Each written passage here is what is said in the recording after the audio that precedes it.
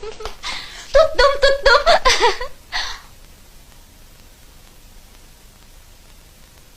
Batmış ne göç oğlandı. Bu çarşı malçıdır. Ay oğlan göster görek ne getirmişsen. Deyin görün güzel hanımlar ne istiyorsunuz? Çiğit, mehber, tafta, bafta her şeyi var. Ay hanım bu ne yakıştı maldır. Hanım yakşı maldır. Bu neye lazım olan şeydir? Ne için? Tenliye ki yaraşır. Doğru buyursak hanım. Neçə arşın ölçün? Arşını neçedir? Lap havayı 2 şaiye. 10 arşın kes. Baş üstə.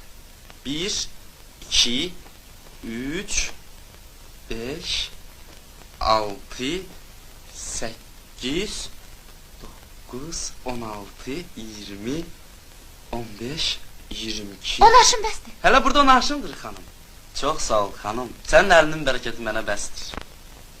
Neden bildin ki benim elim bereketlidir? Ürəyimə damdır xanım. Xanım, bura kimin evidir? Sultan beyim. Qadan olsun. Gedək Gülçöhrə. Əmim gələr acığı tutar. Çox sağ olun xanımlar.